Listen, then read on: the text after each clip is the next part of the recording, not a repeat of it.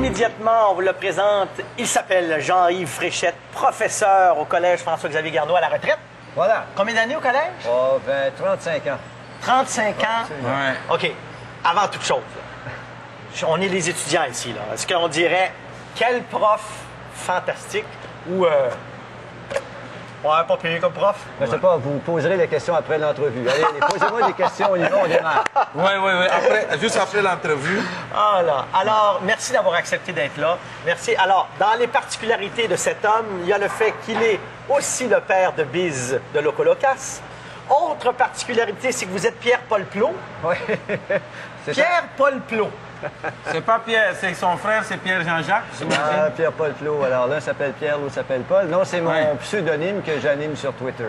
Parce que vous êtes un tweet-auteur. Non, un twittérateur. Voilà. Alors, on est dans la twittérature, cette littérature minuscule en moins de 140 caractères et qui a toutes les caractéristiques d'un vrai texte littéraire, le jeu sur la forme, l'imaginaire. Avec un cadre plus serré. Ben, tout à fait. Et vous la défendez avec acharnement. Parce qu'elle a des détracteurs aussi, cette littérature. Ah, mais si peu. Enfin, quand on s'y approche de la littérature, on est tout de suite séduit. Comment pourrait-on nier l'existence dans la littérature de la maxime, de l'apophthegme, du proverbe, de la devise et des équations mathématiques qui tiennent toutes en moins de 140 caractères? E est égal à MC2, ça fait pas 140 caractères. Et étant donné qu'on est en période d'économie, de restrictions budgétaires partout, ben là, l'économie de mots.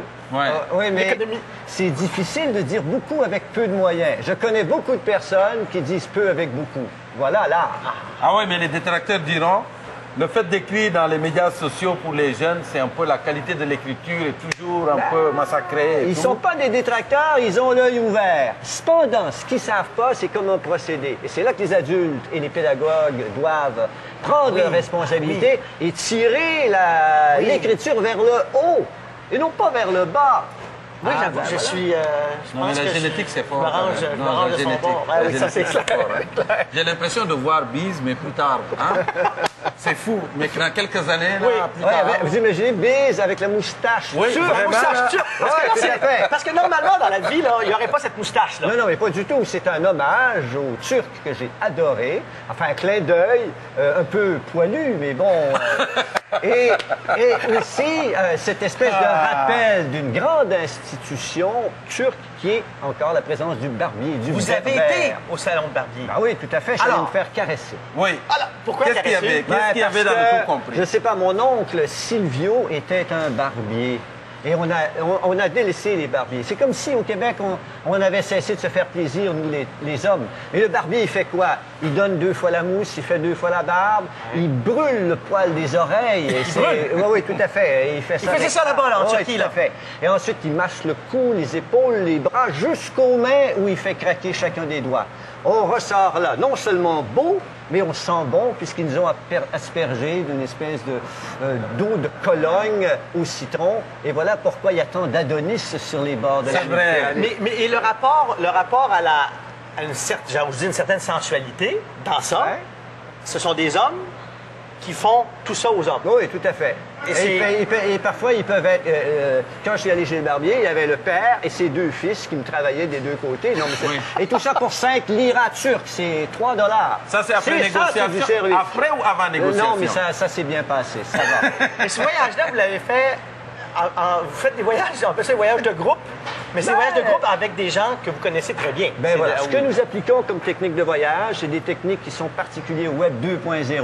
On réinvestit ensemble le savoir de chacun, ce qui fait que le groupe est plus intelligent que la somme de chacun des individus. Tiens, par exemple, c'est pas la masse, donc, c'est le groupe. Non, c'est un petit groupe, c'est des amis. Alors, on loue une voiture, ce que tout le monde nous déconseille de faire, parce que la conduite en Turquie, les gens disent « Ah, ça va mal se passer, etc. » Attention, les autoroutes turques, c'est 3 voies de large de chaque côté, ça fait 6. Ça roule très bien.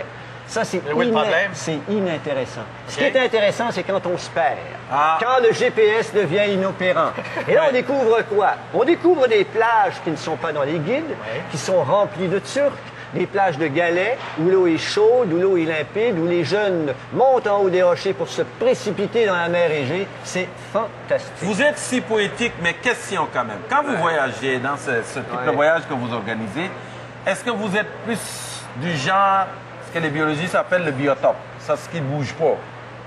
La végétation, les montagnes, ou vous êtes plus le vieux monsieur qui est assis sur le bord de la plage? Non, mais je n'aime pas les vieux monsieur. D'abord, je suis jeune encore. Oui, ça peut être un jeune homme aussi. Non, mais ce Ou- que j'aime... Non, ce C'est que plus j'aime... les humains ou le paysage? dans le fond? Non, c'est à la fois, c'est les humains. J'ai fait beaucoup de photographies de Turcs. Les faciès m'intéressent, l'expression m'intéresse, les moustaches m'intéressent, mais aussi les belles filles. Les femmes turques sont superbes. Ah. Qu'elles soient voilées Oui. ou non, elles sont superbes. Et même quand elles se baignent avec un tchador mouillé, Des images. c'est Oui. quand même aussi sensuel. Alors, il faut Oui. bien le dire. Ils sont jolis. Oui, oui, tout à fait. Oui. Et ce qui est extraordinaire, je me permets, vous avez apporté des photos de ce voyage. Et il y avait au-delà de 5000 photos. 5000. Alors, on avait ça ici, il fallait que l'équipe choisisse parmi ces 5000. Mais on va les voir. Les 5000. Je blague pas, on Et va les voir. On en voit Comment? quelques-unes, justement. Oui, alors ça, Oui. ça c'est une expérience absolument intéressante. Et voilà comment je voyage. J'arrive à Safranbolu, qui est une ville magnifique. On est qui- où, en Turquie? on est à peu près au centre-nord, OK. tout près de la mer Noire. OK. Et là, il y a une ville qui encore, qui appartient au patrimoine mondial de l'UNESCO, Ouais. et qui est une ville remarquable parce qu'elle a des maisons ottomanes qui sont encore là. Et là, je me promène, j'aime quitter les sentiers. J'entends un chien, je n'ai pas peur, je m'approche, le chien me souhaite la bienvenue. Et là, il y a un monsieur qui est là et qui me dit « Entrez ».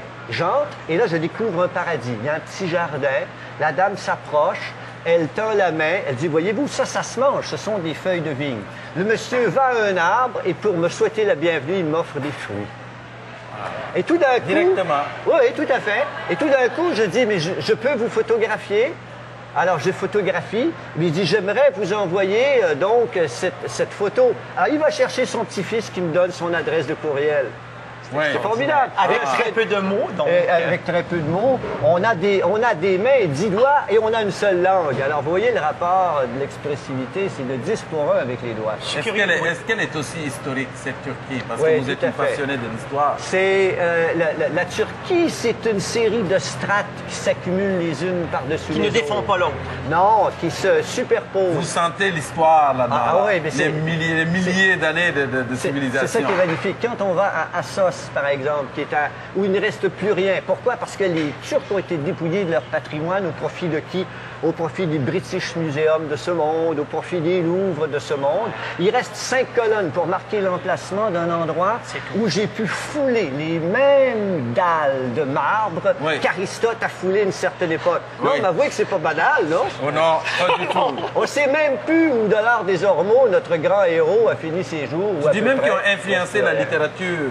Oui, et... Oui, beaucoup. Les Turcs ont influencé beaucoup la Oui, littérature. tout à fait. Et il y a un Turc, Orhan Pamuk, qui donc a eu un prix Nobel en 2006 et qui est un grand écrivain turc. Maintenant, il y a des photographes extraordinaires qui ont traduit la vie d'Istanbul, non pas en couleur, mais en noir et blanc, à une époque où tous les bateaux qui traversaient, alors qu'il n'y avait pas de pont, les steamers, comme on disait avec des pou, traversaient le Bosphore, et ça créait donc à la fois dans cette Turquie lumineuse des nuages de charbon qui permettaient au noir et blanc de donner un maximum d'expressivité. T'as pas de l'impression sensualité. d'écouter un rappeur? Ouais, presque un Non, mais je te rappeur. dis, rap. Mais oui, C'est rap. vraiment, là, Mais c'est- c'est drôle parce que toi, tu es fasciné par l'histoire, la littérature.